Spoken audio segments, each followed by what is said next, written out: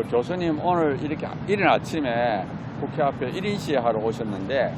왜 하게 되었는지 하고 간단한 자기소개 해주시면 고맙겠습니다. 네, 저는 지난 23년 동안 종신대학교 신학대학원에서 조직신학과 기독교 윤리학을 쭉 가르치다가 21년에 은퇴하고 지금은 여러 반동성애 운동 또 생명윤리 운동에 참여하는 우리 동력자들과 같이 협력해서 봉사하고 있는 이상원입니다. 오늘 그 기쁜 마음으로 우리 1인 시위에 참여를 했는데 여러분들이 잘 아시는 것처럼 우리 사회가 사회 전 영역에 걸쳐서 그 입법부뿐만 아니라 또 행정부, 또 사법부, 언론기관, 특별히 교육기관, 그 다음에 문화 영역, 이 모든 영역이 특정한 왜곡된 이념 세력에 의해서 장악되어서 사회구조 전체가 이 마르크스주의적이고 신마르크스주의적인 그런 잘못된 그런 사상의 구조 자체가 지금 그 왜곡되어 있는 그런 현실 속에 있고 그 피해가 우리 한국 국민들과 또 우리 특별히 그 교회에 심각한 피해를 줄 것이 지금 예상되고 있습니다. 이렇게 해서 우리 사회 구조가 잘못되었을 때 우리 기독교인으로서는 이 사회 구조가 하나님의 뜻에 비추어 보았을 때 잘못되었다 그렇게 판단되면 우리에게 주어진 여러 경로의 합법적인 방법을 통해서 우리의 그 의사를 표현하고 또 우리의 항의를 전달할 수가 있습니다. 물론 이제 교회 설교라든지 성명서 발표라든지 이런 것들을 통해서도 우리가 의사 표현을 할 수 있지만 이 시위라는 형태도 이 합법적으로 우리에게 주어진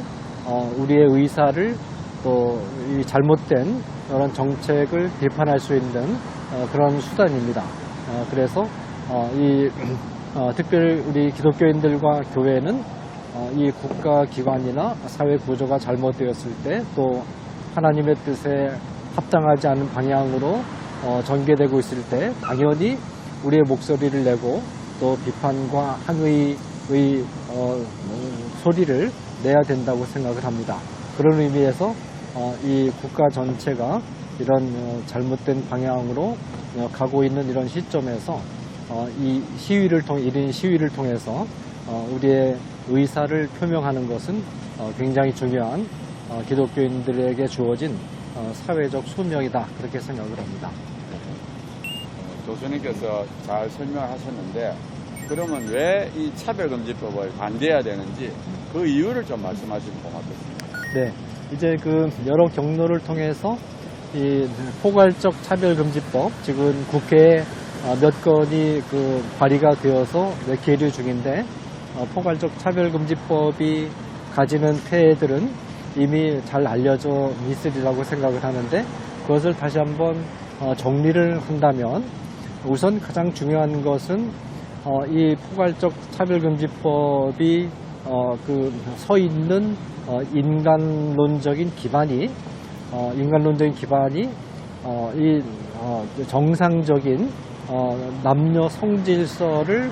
왜곡하는 그런 기반에 서 있다라는 점을 먼저 지적을 할 수가 있겠습니다.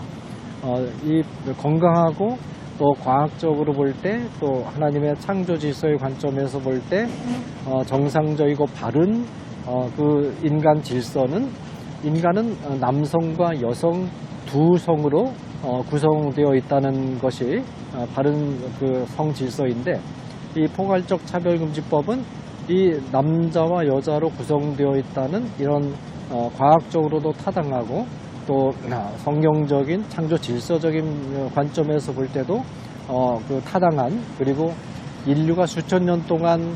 받아들여온 이 그 견고한 그런 남녀 질서를 해체시키고 이 성에는 남성과 여성뿐만 아니라 제3, 제4, 제5의 많은 성들이 존재한다. 그리고 또 남성과 여성 사이에서는 성이 얼마든지 유동적이고 또 교환할 수 있다. 성전환이 가능하다. 이렇게 해서 전통적인 성 질서를 해체시키고 이것은 나아가서 이제 가정 질서를 붕괴시키고 해체시키는 것이나 마찬가지거든요. 이런 아주 왜곡된 그런 인간관, 인간 성질서에 근거하고 있기 때문에 이 포괄적 거기서부터 이 포괄적 차별금지법의 모든 문제점이 심각한 문제점이 드러날 수밖에 없는 거거든요. 그리고 이제 이것과 연동돼서 두 번째는 포괄적 차별금지법이 이 성관계는 사실상 생물학적인 관점에서나 의학적인 관점에서나 성경이 말하는 도덕적인 관점에서 볼 때 성관계는 첫째는 남성과 여성 사이에서 반드시 이루어져야 되고 둘째는 결혼이라는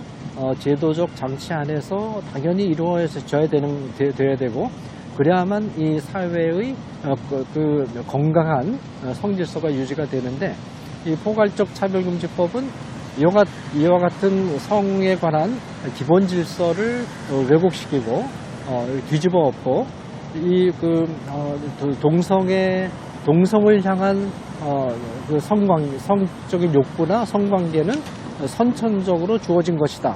라는 그런 낡은 그런 그 과학적인 사기성 있는 그런 이론을 억지로 무리하게 받아들여서 전통적인 이성적 성질서를 해체시키고 이 성관계를 동성 간에 또 자유롭게 또 동성 간에 허용할 뿐만 아니라 자유롭게 모든 대상을 향해서 성관계를 허용함으로써 인류의 그 성질서를 문란하게 하고 또 해체시키고 또 이 인류 사회 전체를 한국 사회 전체를 음란 문화 속으로 빠뜨리려는 그런 굉장히 무서운 그런 독소 조항을 그 안에 담고 있고 그래서 이런 잘못된 그래서 성에 관한 성관계에 관한 질서 인식이나 질서를 비판하면 혐오로 몰아서 입막음을 하고 그리고 교회나 또 설교자가 이 동성애에 대한 성경의 가르침 또 과학적인 근거가 있는 가르침 또 의학적인 근거가 있는 가르침을 제시하려고 하면 전부 혐오로 몰아서 또 차별로 몰아서 이렇게 비판하는 그 벌금형을 가하고 또 제재를 가하는 이런 굉장히 무서운 그런 법이 바로 포괄적 차별금지법입니다. 그래서 이 포괄적 차별금지법을 만약에 금지법이 제정이 되면 이 사회가 이 모든 성윤리가 무너지고 또 성적으로 아주 자유분방한 그런 사회가 되고 그 결과로서 이 왜곡된 음란한 성문화에 뒤따르는 온갖 질병이나 그런 폐해들이 눈에 불을 보듯 선명하게 나타날 수밖에 없는 그런 악한 법률이거든요. 그렇기 때문에 우리가 포괄적 차별금지법을 반대할 수밖에 없는 것이고 뿐만 아니라 이 포괄적 차별금지법이 단순히 성윤리나 또 성질서만 해체시킬 뿐만 아니라 말하자면 종교적인 의견 표명도 철저하게 제재하는 그런 내용을 그 안에 담고 있습니다. 그런데 이게 이제 아주 위험한 것이 뭐냐면 예를 들어서 다른 종교에 대한 비판을 금지하는데 사실은 그게 실질적으로 어떻게 적용되고 있느냐 하면 기독교에 대한 비판은 무제한 허용이 됩니다. 그렇지만 기독교가 타 종교의 문제점에 대한 비판하는 것은 철저하게 차단하는 그러니까 사실상 실질적으로는 기독교를 뚝 짚어서 이렇게 차별하고 입막음을 하는 그런 내용을 독서 조항으로 그 안에 또 담고 있습니다. 뿐만 아니라 이게 정치적인 의견 표명까지도 차별로 몰아서 제한하는 그런 내용을 담고 있거든요. 그것도 실질적으로 어떻게 적용될 위험이 있느냐 하면 다른 종교 사상, 다른 정치 사상이 자유민주주의나 자유시장 경제를 비판하고 그 비판하는 것은 무제한적으로 허용을 하는데 예를 들어서 우리가 주체사상이라든지 아니면 마르크스주의라든지 공산주의라든지 또 사회주의라든지 이런 정치 이념을 비판하는 것은 철저히 입막음을 하는 그런 방식으로 이게 편향적으로 이게 적용되도록 그렇게 구조가 되어 있거든요. 자, 그래서 이 포괄적 차별금지법을 우리가 받아들이게 되면 이 사회 구조 전체가 심각한 해체 속으로 빠져들어가고 또 붕괴, 도덕적 질서도 붕괴되고 또 성윤리도 붕괴되고 걷잡을 수 없는 혼란 속에 이 사회가 빠져들어가게 될 것이 불을 보듯 명확하게 우리 눈에 들어오고 있는 것입니다. 그렇기 때문에 이것은 우리 한국 사회 전체에 끼치는 영향이 굉장히 크고 특별히 지금 여러분들이 이제 신문지상이나 아니면 뉴스를 통해서 접하시게 되겠지만은 예를 들어 지금 남미의 상황을 보면 남미의 IT가 지금 거의 그 붕괴되어 가고 있고 멕시코가 사실 지금 그 마약에 찌들어 가지고 거의 그 무정부 상태까지 지금 치닫고 있고 특별히 베네수엘라는 완전히 국가가 폐망을 한 상태고 이게 그리고 또 파라과이도 역시 지금 심각한 그 국가 혼란 상태에 좀 처해 있고 최근에는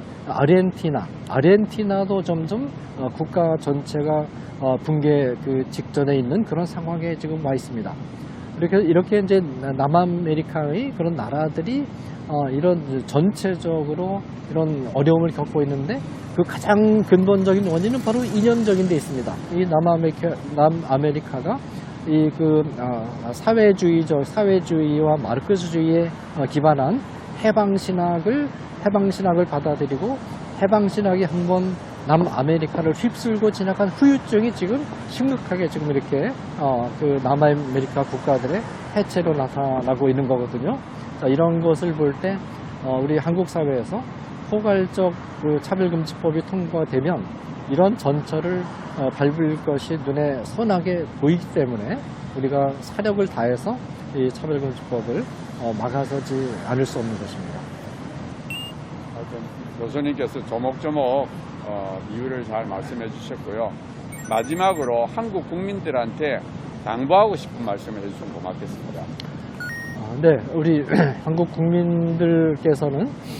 지금 이 포괄적 차별금지법을 막느냐 막지 못하느냐 하는 문제는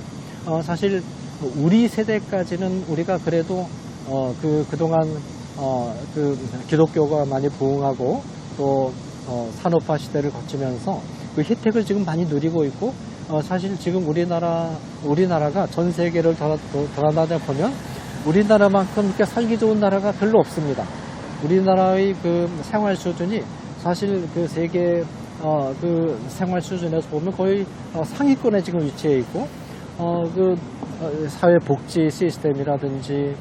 또 민주주의 그 제도라든지 이런 것들이 사실 굉장히 잘 돼 있고 굉장히 그 좋고 행복한 그런 나라가 바로 우리 대한민국이거든요. 그런데 우리가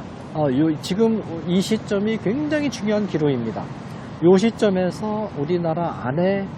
깊이 아주 낡고 왜곡된 이념 세력들이 우리나라의 전체의 방향을 이념적으로 어떤 방향으로 틀어가려고 지금 시도하고 있는데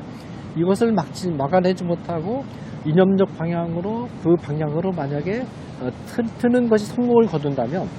아마도 우리나라가 이렇게 세계적으로 축복된 나라로 우리 사회가 유지되는 것이 아마 마지막이 아닐까 그렇게 생각이 되고 아마 이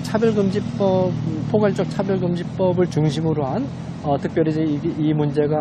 교육과정하고도 지금 그 연관이 되어 있지 않습니까? 지금 현행 교과서가 이념적으로 심각하게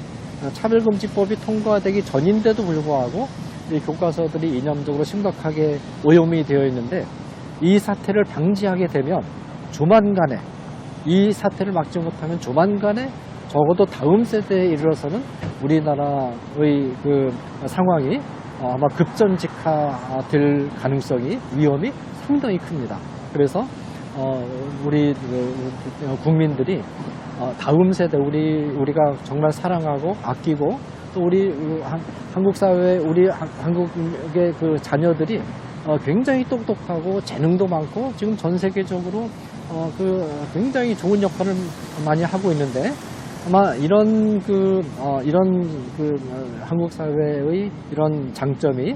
우리가 차별금지법을 제대로 막지 못하고 여기 끌려가게 되면 아마도 한 세대 안에 이런 것들이 끝날 수 있습니다. 그래서 우리 국민들께서 정말 다음 세대 우리가 낳은 그 소중한 자녀들이 정말 좋은 우리 국가 나라에서 이렇게 계속해서 생활하기를 원하신다면 지금 우리가 조금 힘들어도 이 왜곡된 악법들을 철저하게 견제하고 막아내야만 우리 다음 세대가 조금 더 편안하게 생활할 수 있다라는 점을 말씀드리고 조금 힘들더라도 이 시점에서 이런 왜곡된 악법들을 우리가 철저히 막아내고 또 하나님께서 우리에게 주신 이 좋은 나라, 이 대한민국을 끝까지 잘 우리가 기도하는 가운데 보존하고 유지하는 그런 일이 있어야 되겠습니다. 교수님께서 잘 이렇게 논리 있게 왜 지금 시점이 중요한지를 말씀해 주셔서 너무 감사합니다. 오늘 이렇게 또 1인시 하시고 또 인터뷰까지 해주신 거 너무 감사드립니다. 네, 감사합니다. 감사합니다.